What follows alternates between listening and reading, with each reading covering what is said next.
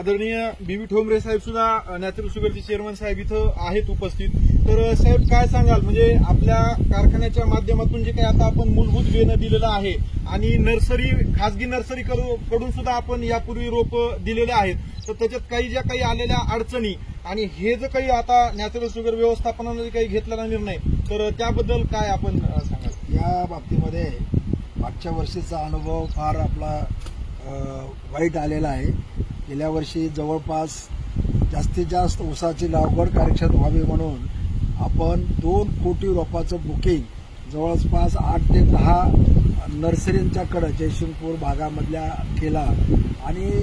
त्यामध्ये अनेक शेतकऱ्यांची मोठी फसवणूक झाली। आपण 2 रुपये, 2.5 रुपये, 3 रुपयापर्यंत किमतीची रोपं आपण खरेदी केली, परंतु जी जात आपण सांगितली किंवा ज्या क्वालिटीचं रोप मिळायला पाहिजे तसं मिळालं नाही आणि ही सारी फसवणूक आणि वेळेवर रोपं न मिळण्याची रिस्क जे आहे त्यासाठी आपल्याला सगळ्यात महत्त्वाचं आत्ता ज्या पद्धतीनं आमचे केन डेव्हलपमेंट ऑफिसर येळकर आणि पांडुआबांनी आपल्याला जे काही सुपर केन नर्सरी आणि आपल्याच शेतामध्ये आपण आपल्या ऊसाच्या प्लांटमधून ऊसाची निवड करून त्यापासून रोपं तयार करणं ही कन्सेप्ट आपल्याला आता जास्तीत जास्त प्रमाणात रुजवली पाहिजे। दरवर्षी आपण पाडेगाव संशोधन केंद्र असेल, VSI असेल यांच्याकडनं फाउंडेशन सीड आपण शेतकऱ्यांना प्लॉट देतो। मागच्या वर्षी जवळपास 15 ते 20 शेतकऱ्यांना कार्यक्षेत्रामध्ये आपण हे ऊसाचे प्लॉट दिलेले आहेत। वेगवेगळ्या जातीचे प्लॉट आहे, 9632 आहे, 10001 आहे, 8005 आहे। त्यामुळे माझी विनंती आहे की यापुढे ऊसाची लागवड करत असताना खरं म्हणजे हा सगळा कालावधी फक्त 1 महिन्याचा आहे। म्हणजे आपल्याला ऊस लावायची तारीख आपण निश्चित करायची आणि 1 महिना अगोदर आपल्याकडं उपलब्ध असणारं नवीन लागवडीचं बेणं ते सुद्धा ह्या ज्या व्हरायटी वेगवेगळ्या आपण दिलेल्या आहेत ते फाउंडेशन सीडचं बेणं निवड करायची आणि आपल्याला जेवढं काही ऊसाचं क्षेत्र लावायचं आहे त्या ऊसाच्या क्षेत्रामध्ये आपल्याकडच्या ऊस निवड करून त्याचं रोपवाटिका तयार करायची आणि प्रामुख्यानं ट्रेची निवड न करता, कारण ट्रेमध्ये खर्च आहे, मजुरी वाढते, परंतु सुपर केन नर्सरीच्या बाबतीमध्ये आपण पाहिलं की अगदी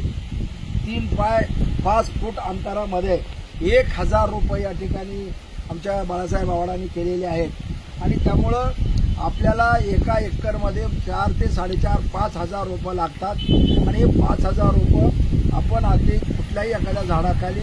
अशी नर्सरी करून 1 महिन्यामध्ये रोप तयार करू शकतो। मागच्या वर्षी कारखान्याच्या माध्यमातून जवळजवळ आम्ही 50 लाख रुपये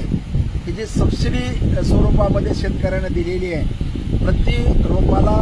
50 पैसे सबसिडी दिली आणि जवळजवळ 1,50,00,000 रोपं आपल्या परिसरामध्ये आलेली आहे। म्हणजे कारखान्याच्या माध्यमातून